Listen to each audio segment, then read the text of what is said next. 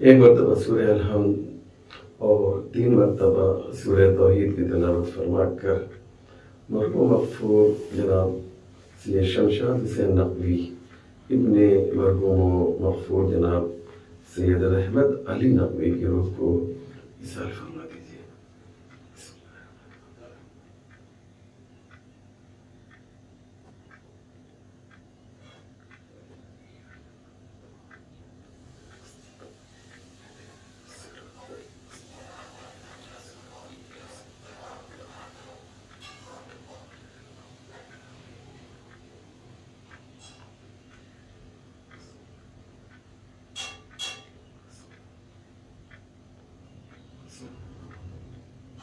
لا حول ولا قوة إلا بالله العلي العظيم حسبنا الله ونعم الوكيل نعم المولى ونعم النصير أعوذ بالله من الشيطان اللعين الرجيم بسم الله الرحمن الرحيم الحمد لله رب العالمين والصلاة والسلام والتحية والإكرام على سيد الأنبياء والمرسلين مولانا أبي القاسم محمد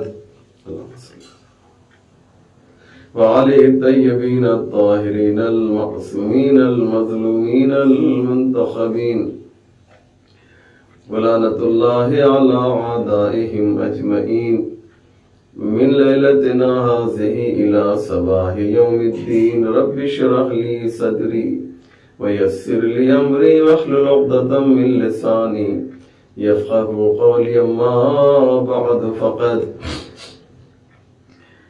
قال الإمام موسى كاظم عليه السلام لا يكون الرجل مؤمنا حتى يكون خائفا راجيا ولا يكون خائفا راجيا حتى يكون عاملا لما يخاف ويرجو۔ مومنین کرام، یہ مجلس عزا ہے حضرت امام موسیٰ کاظم علیہ السلام کی شہادت کی مناسبت سے مرحوم و مغفور جناب سید شمشاد حسین نقوی صاحب اور ان کے خانوادے کی جانب سے برگزار کی گئی ہے۔ مقصد یہ ہے کہ اس مجلس کا ثواب مرحوم شمشاد بھائی کی روح تک پہنچے۔ ہر نیک عمل کا ایک ثواب ہوتا ہے، لہذا اس کا ثواب ہم یہ چاہتے ہیں کہ شمشاد بھائی تک پہنچے، اور موضوع بھی بہت ہی خوبصورت اور بہت ہی اہم ہے۔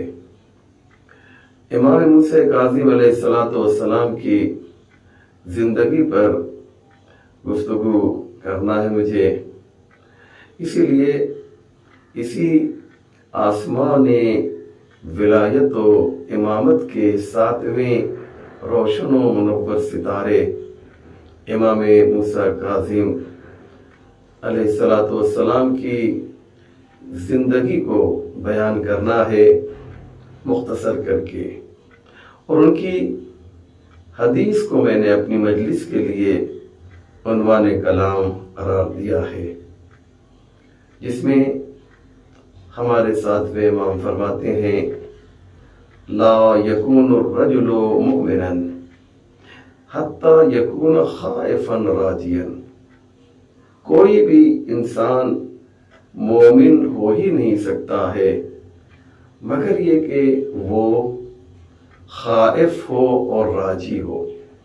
خائف کہتے ہیں خوف سے نکلا ہے، جس میں خوف خدا پایا جائے۔ راجین امیدوار ہو، کس چیز کا امیدوار؟ جی رحمت خدا کا امیدوار۔ ولا یکون خائفا راجیا، اور یہ انسان خائف اور راجی ہو ہی نہیں سکتا ہے حتی یکون عاملا، جب تک کہ وہ عمل نہ کرے۔ کس چیز سے؟ لما یخاف و یرجو، جس سے وہ خوف کرتا ہے یا جس کی وہ امید رکھتا ہے. یعنی امام موسیٰ کاظم علیہ السلام فرماتے ہیں کہ مومن کے لیے ضروری یہ ہے کہ وہ خوف و رجا، خوف و امید کے درمیان زندگی بسر کرے. یعنی خوف بھی پایا جائے آنے واحد میں، خوف جہنم کا ہو اور امید رحمت پروردگار کی. خوف عذاب پروردگار اور امید کرم پروردگار. جب تک کہ مومن ان دونوں کے درمیان نہیں رہے گا مومن واقعی نہیں ہے. کیا مقصد؟ مقصد یہ کہ ایک شخص بہت مومن ہے، بہت مومن ہے، تو اسے آپ کیسے پہچانیں گے؟ دیکھیں گے کہ اس میں خوف پایا جاتا ہے یا نہیں. لیکن صرف خوف کا پایا جانا کافی نہیں ہے، خوف کے ساتھ ساتھ امید بھی ہو. لیکن اگر کوئی شخص اس میں صرف خوف پایا جا رہا ہے، صرف وہ جہنم سے ڈر رہا ہے، صرف وہ عذاب پروردگار سے ڈر رہا ہے، لیکن اس میں امید نہیں ہے، کرم پروردگار کی امید نہیں ہے، تو وہ مومن نہیں ہے. ایک شخص وہ ہے جس کے پاس صرف امید ہی امید ہے کہ اللہ تو ہمیں بخش دے گا، ہم جو کچھ کرنا چاہیں کریں، اللہ تو غفور رحیم ہے. نہیں، یہ کافی نہیں ہے. امید بھی ہو اور خوف بھی پایا جائے. میں آپ کی خدمت میں عرض کروں، جناب عیسیٰ ایک آبادی سے اپنے حواریون کے ساتھ گزر رہے تھے. جناب عیسیٰ کا گزر ہوا حواریون کے ساتھ ایک آبادی سے گزرے، دیکھا وہاں کے لوگ خائف ہیں، اللہ سے بے انتہا ڈرتے ہیں. حواریون نے کہا یا رسول اللہ، اے اللہ کے رسول، کتنے اچھے ہیں یہ لوگ، دیکھیے کس طریقے سے خوف خدا سے لرز رہے ہیں. جناب عیسیٰ نے کہا یہاں سے جلدی نکل چلو، اس آبادی میں مجھے نہیں رہنا ہے.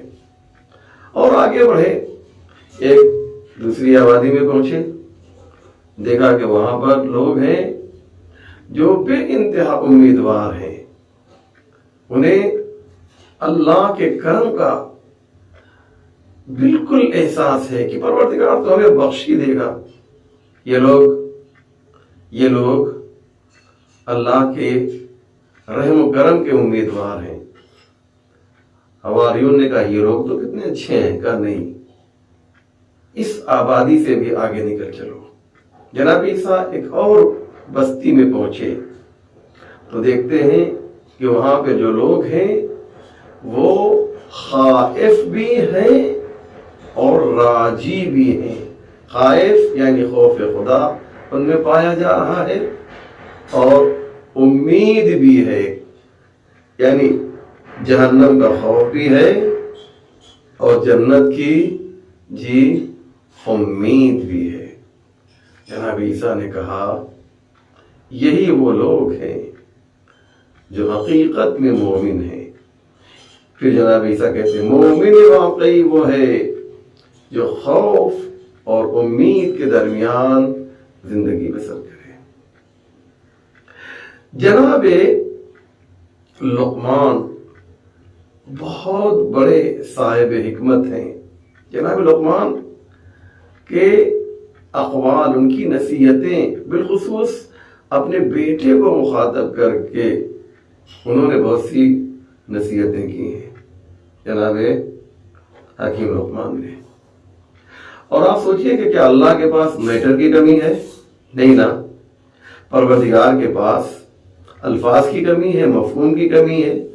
لیکن جناب لقمان کی گفتگو، ان کا انداز بیان اللہ کو اتنا پسند آیا کہ قرآن میں بہت سی جگہوں پر جناب لقمان کی نصیحتوں کو قرآن کریم نے بیان کیا ہے.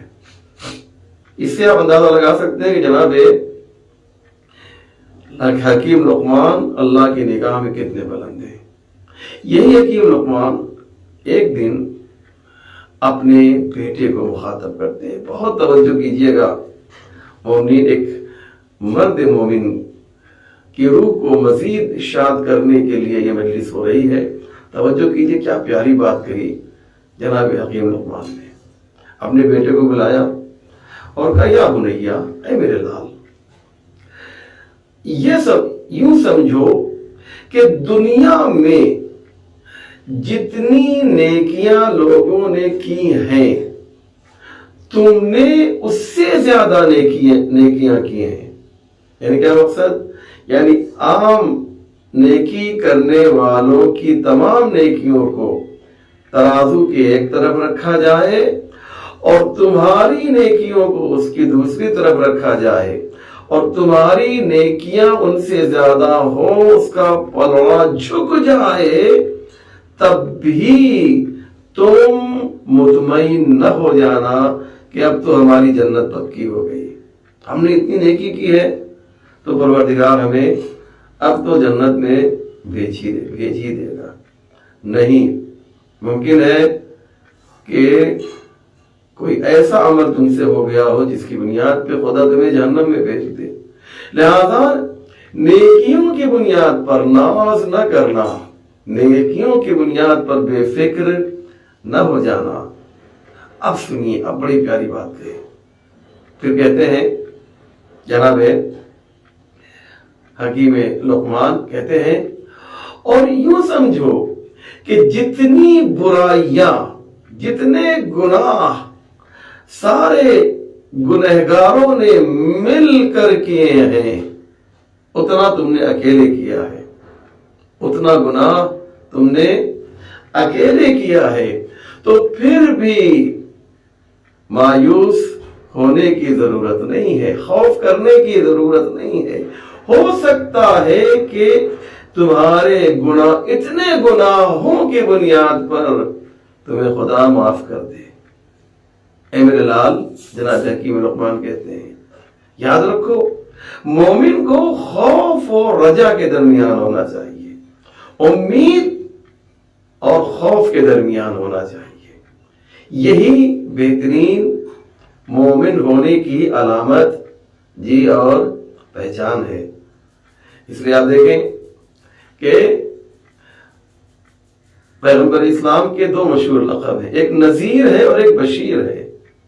نذیر یعنی ڈرانے والا، بشیر یعنی بشارت اور خوشخبری دینے والا۔ میرے نبی، ہم سب کے نبی نذیر بھی ہیں اور کیا ہیں؟ بشیر بھی ہیں۔ یعنی کیا مقصد؟ یعنی خوف بھی ہونا چاہیے اور امید بھی ہونی چاہیے۔ مومن کو نا امید نہیں ہونا چاہیے۔ لا تقنطوا من رحمت اللہ ان اللہ یغفر الذنوب جميعا۔ تمہیں اللہ کی رحمت سے مایوس نہیں ہونا چاہیے، کیونکہ اللہ تمہارے تمام گناہوں کو بخش دے گا۔ انہ هو الغفور الرحیم، کیونکہ وہ بخشنے والا بھی ہے اور وہ رحم کرنے والا بھی ہے۔ اس لیے ایک بہت بڑا عرفانی عالم گزرا ہے، وہ کہتا ہے کہ خوف و امید، خوف و رجا، یہ مومن کے دو بالوں پر کی طرح ہیں۔ اگر کسی انسان کو آسمان معنویت پر جانا ہے تو اسی دو بالوں پر کی ضرورت ہے۔ کوئی پرندہ ایک پر سے اڑتا ہے؟ نہیں اڑ سکتا نا، دونوں پر ہونا چاہیے۔ اگر تمہیں بلندی کے آسمانوں پر تک جانا ہے، اگر تمہیں عظمتوں کی بلندی پر جانا ہے تو دو پر کی ضرورت ہے۔ ایک پر کا نام خوف ہے اور دوسرے کا نام دوسرے کا نام رجا اور امید ہے۔ تو ہمیں بالکل بے فکر نہیں ہونا چاہیے اور ہمیں بالکل جو ہے وہ خوف بھی نہیں کرنا چاہیے۔ خوف دو طرح کا ہے. ایک خوف وہ ہے جو عظمت کی بنیاد پر ہے، اور ایک خوف وہ ہے جو عذاب کی بنیاد پر ہے. میں آپ کو مثال دے دیتا ہوں، بات واضح ہو جائے گی. انما یخشی اللہ من عبادہ العلماء، اللہ سے علماء ہی ڈرتے ہیں. یہ خوف عظمت کی بنیاد پر ہے. اور کچھ لوگ وہ ہیں کہ جو جہنم کے عذاب سے ڈرتے ہیں، جو محشر کی ہولناکی سے ڈرتے ہیں، جو محشر کے تصور سے ڈرتے ہیں. تو خوف اللہ سے بھی ہے اور خوف جہنم سے بھی ہے. دونوں میں فرق ہے. ایک جگہ عظمت ہے اور ایک جگہ عذاب ہے. اس لیے امام موسیٰ کاظم علیہ الصلوۃ والسلام نے فرمایا کہ لا یکون الرجل مؤمنا حتی یکون خائفا راجیا. انسان مومن ہو ہی نہیں سکتا ہے مگر یہ کہ وہ خائف بھی ہو اور راجی بھی ہو. ایک ہی وقت میں خوف بھی پایا جائے، ایک ہی وقت میں امید بھی پائی جائے. ولا يكون خائفا راجيا حتى يكون عاملا لما يخاف ويرجو. اور وہ خائف اور راجی بھی نہیں ہو سکتا ہے مگر یہ کہ عامل ہو، عمل کرے. خوف اور امید انسان کو عمل کرنے پر مجبور کر دیتے ہیں. یہ دونوں جب جمع ہوتے ہیں تو خوف کی بنیاد پر بھی، یعنی جب جہنم کا تصور ہوتا ہے تو انسان عمل کرتا ہے، جب جنت کی آرزو ہوتی ہے تو بھی انسان عامل بن جاتا ہے. کیا پیاری بات ہے جو امام موسیٰ کاظم علیہ السلام نے کی. میں نے امام کی اس حدیث اور اس کے بارے میں کچھ باتیں اس لیے آپ کی خدمت میں پیش کی کہ یہ وہ مسئلہ ہے جو براہ راست ہم سے مربوط ہے. یہ وہ مسئلہ ہے جس کا تعلق ہم سب سے ہے. کوئی نہیں کہہ سکتا، کوئی مومن نہیں کہہ سکتا کہ ہم اس سے الگ ہیں، ہم کو اس سے کوئی لینا دینا نہیں. مومن ہے تو خائف بھی ہے، مومن ہے تو امیدوار اور راجی بھی ہے. یہ امام نے اپنے شیعوں کو ایک میسج دیا. 55 سال کی امام موسیٰ کاظم علیہ السلام کی عمر ہے. یاد رکھیے گا، آپ کا نام کاظم نہیں ہے، آپ کا لقب کاظم ہے. نام آپ کا موسیٰ ہے. اگر آپ گروہ عصمت میں تلاش کریں گے تو آپ کو 2 موسیٰ نظر آئیں گے، اور بس آدم سے لے کر خاتم تک اور خاتم سے لے کر ہمارے معصومین تک اگر آپ دیکھیں گے تو آپ کو صرف 2 موسیٰ نظر آئیں گے. ایک موسیٰ وہ ہیں جو نبی ہیں، جو رسول ہیں، جو اولوالعزم پیغمبر ہیں، جو صاحب کتاب ہیں، جو صاحب شریعت ہیں. یہ وہ موسیٰ ہیں کہ جنہوں نے کوہ طور پر جا کر اللہ سے گفتگو کی. یہ موسیٰ کون ہے؟ یہ موسیٰ جلالی ہے. اور ہمارا جو 7واں امام ہے یہ موسیٰ کاظم ہے. توجہ کر رہے ہیں نا؟ کاظم کسے کہتے ہیں؟ والکاظمین الغیظ والعافین عن الناس واللہ یحب المحسنین. جو لوگ غصے کو پی جاتے ہیں، لوگوں کو معاف کر دیتے ہیں، اللہ ایسے لوگوں سے محبت کرتا ہے. کاظم یعنی جو غصے کو پی جائے. آپ نے اندازہ لگایا، موسیٰ ہے جلالی اور ہمارے امام ہے کاظم. میں نے عرض کیا کاظم آپ کا نام نہیں ہے، کاظم آپ کا لقب ہے. جیسے ہم کسی کو کہتے ہیں ڈاکٹر صاحب، تو کیا ڈاکٹر صاحب ان کا نام ہے؟ نہیں. نام اسے کہا جاتا ہے جو پیدا ہونے کے فوراً بعد دیا جائے. لقب اسے دیا جاتا ہے کہ جو انسان بعد میں حاصل کرتا ہے. کبھی آپ نے سنا کہ کسی نے کہا ہو کہ صاحب فلاں کے یہاں ولادت ہوئی ہے، ایک ڈاکٹر صاحب پیدا ہوئے ہیں، ایک وکیل صاحب پیدا ہوئے ہیں؟ نہیں نا. وکیل، ڈاکٹر، انجینئر یہ سب بعد میں بنے گا انسان، لیکن نام پہلے رکھ دیا جاتا ہے. تو ہمارے 7ویں امام کا نام موسیٰ ہے، لیکن انہوں نے غصے کو اس طریقے سے پیا ہے کہ ان کا لقب کاظم ہو گیا۔ نہیں، میں اور بات کو واضح کروں گا۔ مجھے معلوم ہے کہ اس وقت مجھے چھوٹے بچے بھی سن رہے ہیں، میں ان کے لیے بھی تو مجلس پڑھتا ہوں نا، ایسا تو نہیں کہ فقط بزرگوں کے لیے مجلس پڑھی جائے۔ لہذا میں قرآن سے مثال دوں گا تاکہ بات اور زیادہ واضح ہو جائے۔ جناب موسیٰ جو نبی ہیں اور جناب موسیٰ کاظم جو ہمارے امام ہیں، یہ دو ہیں، ان دونوں میں فرق کیا ہے؟ پہلے یوں سمجھیے کہ اللہ کے جو نام ہیں وہ دو طرح کے ہیں، ایک اس میں جمالی ہے اور دوسرا اس میں جلالی ہے۔ اس میں جمالی اور اس میں جلالی میں فرق کیا ہے؟ جلالی جس کے اندر جلال پایا جائے، ہے نا؟ جیسے اللہ کا ایک لقب ہے منتقم، اللہ انتقام لے گا۔ اللہ کا ایک لقب ہے عذاب نازل کرنے والا۔ یہ کیا ہے؟ جلالی القاب ہے اللہ کے، جلالی اسماء ہے اللہ کے، جلالی نام ہے اللہ کے۔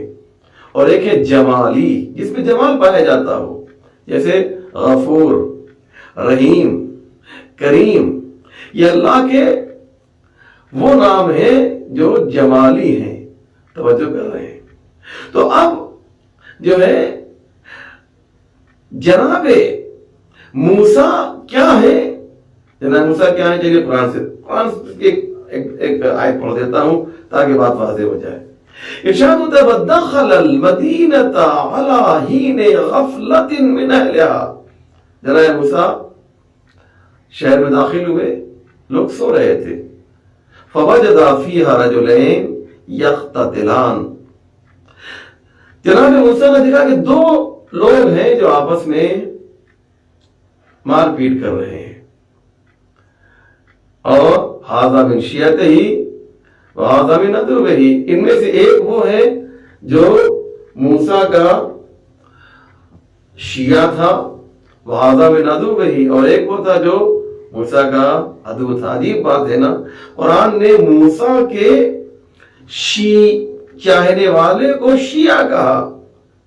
یہ بھی تو قرآن کہہ سکتا تھا کہ یہ موسیٰ کا شیعہ تھا، وہ فرعون کا شیعہ تھا، لیکن یہ نہیں کہا یہ موسیٰ کا شیعہ، وَهَذَا مِنْ عَدُوِّهِ، اور یہ ان کا عدو اور دشمن تھا۔ فَاسْتَغَاثَهُ الَّذِي مِنْ شِيعَتِهِ عَلَى الَّذِي مِنْ عَدُوِّهِ۔ تو کیا ہوا کہ وہ جو موسیٰ کا شیعہ تھا اس نے مدد مانگی۔ فاستغاثہ، کیا کہا؟ یا موسیٰ، کیا کہا؟ موسیٰ سے مدد مانگی۔ لوگ کیا کہتے ہیں؟ اللہ سے مدد مانگو اور کسی سے نہیں مانگو۔ مجھے رایا موسیٰ کو کہنا چاہیے تھا نا بھائی، جو تم یا موسیٰ کہہ رہے ہو جو مجھے مدد کے لیے پکار رہے ہو، شرک ہے۔ تمہیں چاہیے کہ تم اللہ کو پکارو، بس اللہ کو پکارو، اور کسی کو پکارنے کی ضرورت نہیں ہے۔ تم مجھے کیوں پکار رہے ہو؟ اللہ سے مدد مانگو۔ موسیٰ کی خاموشی اور موسیٰ کی خاموشی کے بعد ان کا مدد کرنا، یہ اس بات کی دلیل ہے کہ اگر بندگان خدا سے مدد طلب کی جائے تو حقیقت میں وہ مدد خدا سے مانگی جاتی ہے۔ یہ بات واضح ہو رہی ہے، حقیقت میں وہ مدد جو ہے وہ اللہ سے مانگی جاتی ہے۔ فاستغاثہ الذی من شیعتہ علی الذی من عدوہ۔ جناب موسیٰ کو پکارا، اس نے استغاثہ کیا اور مدد طلب کی۔ جناب موسیٰ آگے بڑھے، فوقظہ، اسے ایک فیٹ مارا، فقضى علیہ، وہیں پہ وہ ڈھیر ہو گیا۔ کون؟ جو موسیٰ کا دشمن تھا، اسے اس کا کام تمام کر دیا۔ آپ نے دیکھا جناب موسیٰ کتنے جلالی ہیں؟ جناب موسیٰ کا جلال آپ نے دیکھا نا۔ چلیے اسے ایک حدیث ایک آیت اور سن لیجئے۔ جناب موسیٰ جب توریت پر گئے، آپ سب جانتے ہیں، جناب موسیٰ توریت لینے کے لیے کوہ طور پر گئے، تو جناب موسیٰ 40 دن کوہ طور پر تھے۔ جب واپس آئے تو کیا دیکھا کہ لوگوں نے گائے کے بچے کو پوجنا شروع کر دیا، اس کی پرستش شروع کر دی، اس کی ورشپ شروع کر دی۔ جناب موسیٰ میں جلال آ گیا اور جناب ہارون کو اپنا نائب بنا کر گئے تھے، کہا تمہارے حوالے کر کے گئے تھے، تم نے یہ کیا کیا؟ اور ان کی داڑھی پکڑ لی جناب ہارون کی۔ غصے میں یہ جلال، غصہ مناسب نہیں، نبی کے لیے نہیں کہنا چاہیے، جلال میں آ کر ان کی داڑھی پکڑ لی۔ اور خود قرآن نے اس واقعے کو نقل کیا، میں تھوڑی کہہ رہا ہوں۔ قالا یا ابن ام لا تاخذ بلحیتی ولا براسی، تم میری داڑھی کیوں پکڑ رہے ہو؟ جناب ہارون کہتے ہیں میری داڑھی کیوں پکڑ رہے ہو؟ میں نے تو انہیں سمجھایا تھا، لیکن یہ مانے نہیں۔ تو آپ نے جلال دیکھا نا، جلال دیکھا اس موسیٰ کو، آپ نے دیکھا اس میں کتنا جلال پایا جا رہا ہے۔ اللہ نے ایک دوسرا موسیٰ بھی پیدا کیا اور وہ ہمارا 7واں امام تھا۔ گویا یہ اعلان کیا گیا کہ موسیٰ کے نام سے یہ نہ سمجھ لینا کہ ہر موسیٰ جو ہے وہ جلالی ہوتا ہے۔ اگر نبی یہ موسیٰ جلالی ہے تو امام موسیٰ کاظم ہو کر یہ بتایا جا رہا ہے کہ یہ جمالی موسیٰ ہے، یہ موسیٰ کاظم ہے۔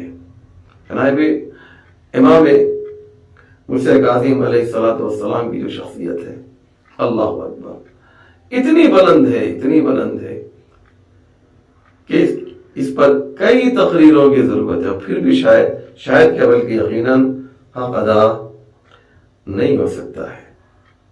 میں ایک واقعہ نقل کرنا چاہتا ہوں، اور آج کے زمانے میں جو مرجعیت کے خلاف، ہمارے علماء کے خلاف، ان کے فتووں کے خلاف جو گفتگو ہوتی ہے،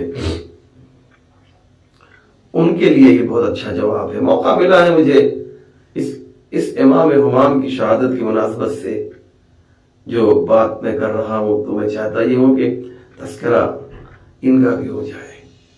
سنیں عزیزو، واقعہ آپ سب کا سنا ہوا ہے، مجھے معلوم ہے آپ میں سے کوئی ایسا نہیں جسے یہ واقعہ معلوم نہ ہو، لیکن مجھے واقعہ نقل نہیں کرنا ہے، واقعے کے ذریعے سے ایک میسج دینا ہے۔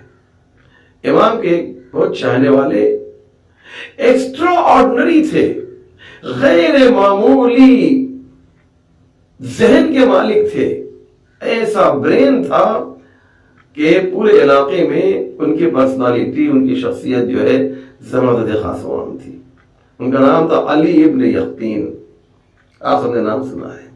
یہ امام موسیٰ کاظم کے چاہنے والے تھے، اور وقت کا بادشاہ ان کے فضل سے، ان کے علم سے، علم و فضل سے اور ان کی شخصیت سے اتنا امپریسڈ تھا کہ انہیں اپنا وزیر بنا لیا۔ بڑی اہم بات ہے۔ چنانچہ جب علی ابن یقطین کو وزارت کی بات دینے کی بات آئی تو پہلے آپ امام کی خدمت میں آئے، ہمارے ساتھ 7ویں امام کی، بولا بادشاہ مجھے کہتا ہے وزیر بننے کے لیے، آپ کیا کہتے ہیں؟ امام نے کہا یہ کام تمہارا اچھا ہو سکتا ہے، لیکن شرط یہ ہونی چاہیے کہ اپنے فائدے کے لیے ہمیں اس منصب کو قبول نہیں کرنا ہے، مومنین کو فائدہ پہنچانے کے لیے منصب کو قبول کرنا ہے۔ یہ آپ اندازہ لگا رہے ہیں، مومنین کو فائدہ پہنچانے کے لیے، یعنی کبھی کبھی ایک عمل جو ہے اچھا بھی ہو سکتا ہے اور خراب بھی ہو سکتا ہے، نیت کے اوپر منحصر ہے کہ نیت آپ کی کیا ہے۔ گئے جاتے ہو، جا کر بادشاہ سے کہتے ہیں، ہارون سے کہتے ہیں کہ میں تمہاری وزارت کو، منسٹری کو میں قبول کرتا ہوں۔ اس کے بعد 2 روایتیں ہیں، میں دونوں بھی پڑھ سکتا تھا، میرے پاس وقت نہیں، لیکن اشارہ کر دوں۔ کہتے یہ کہ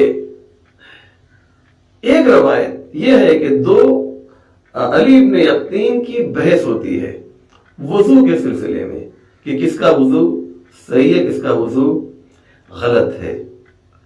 ایک وضو وہ ہے جو سرکاری ہے، اور ایک وضو وہ ہے جو اہل بیت کا وضو ہے۔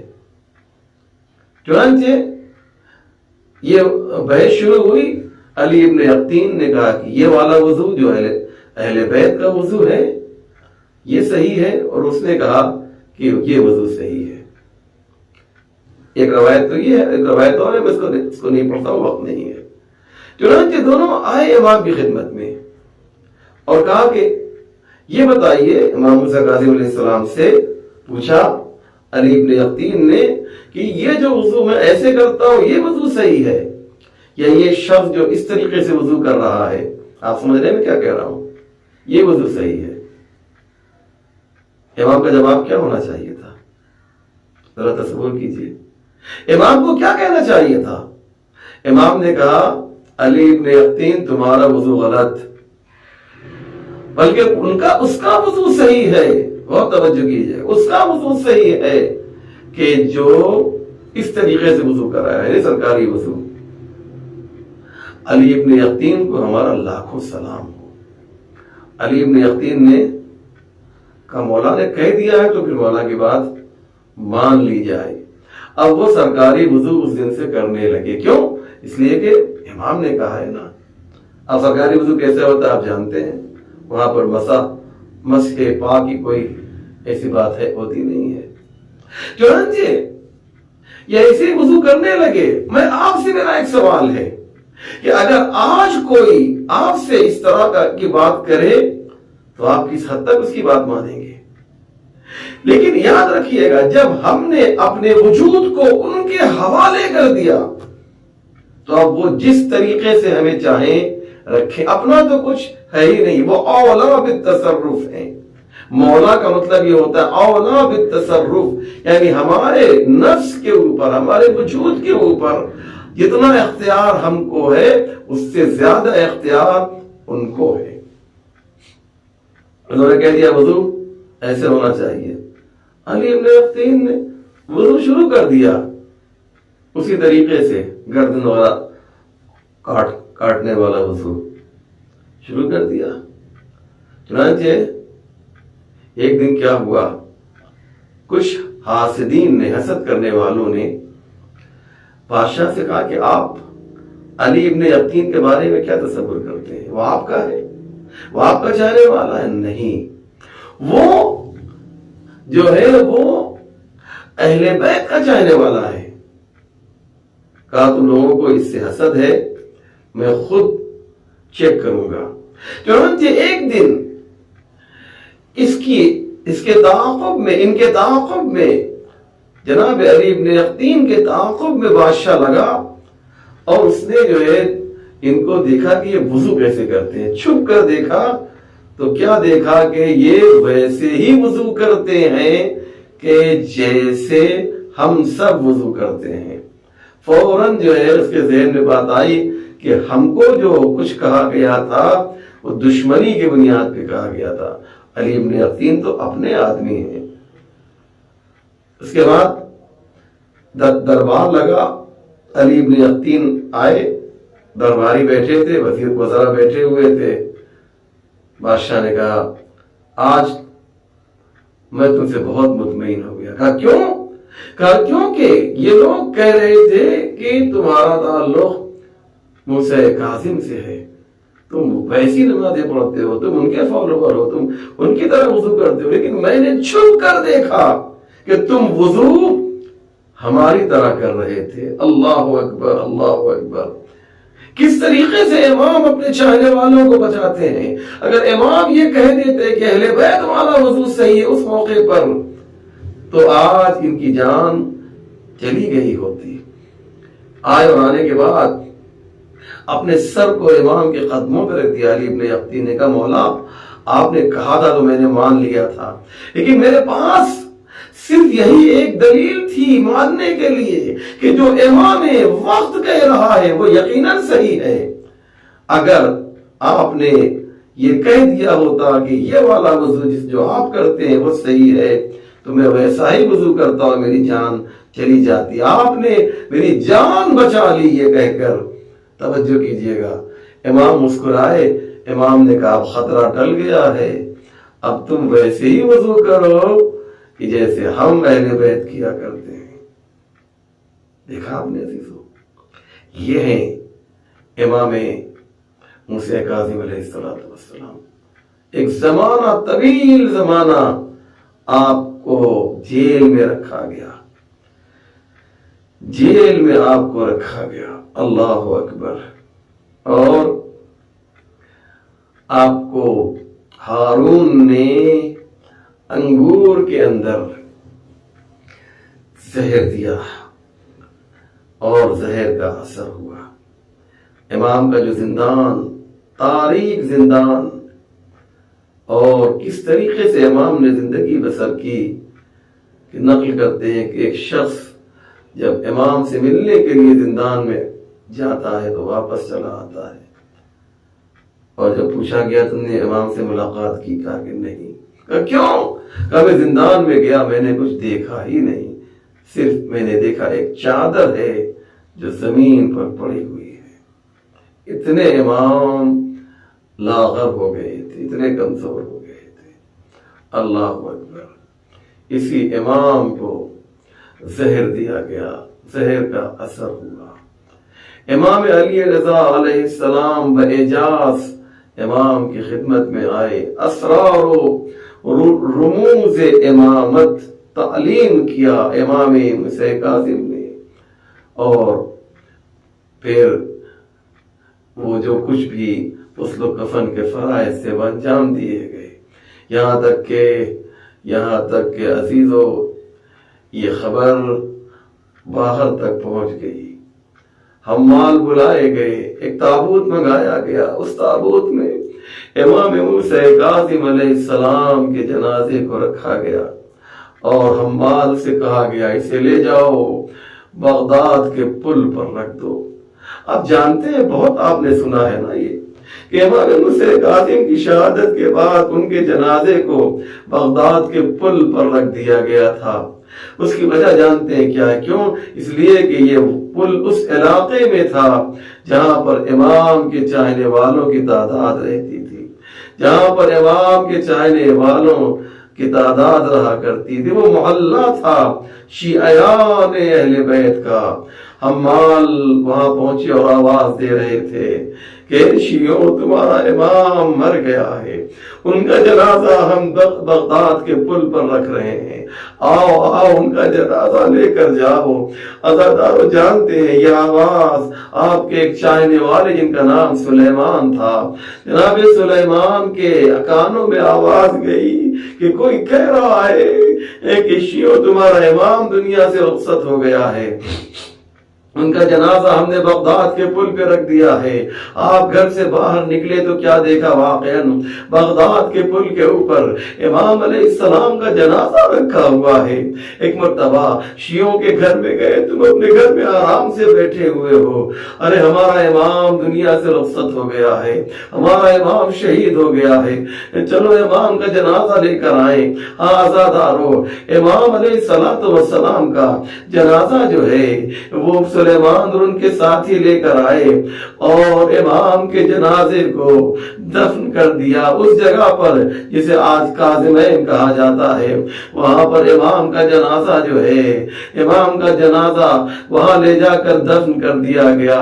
ہاں عزادارو، مجھے ایک جملہ کہنا ہے، اے امام علی رضا، آپ باعجاز ہی صحیح، لیکن جب آپ کا بابا دنیا سے رخصت ہوا تو آپ ان کے سرانے پہنچ گئے. بابا کی شہادت کے بعد آپ ان کے سرانے پہنچ گئے، لیکن ہمیں ایک اور علی نظر آ رہا ہے جو چوتھا امام ہے، جو علی ابن الحسین ہے.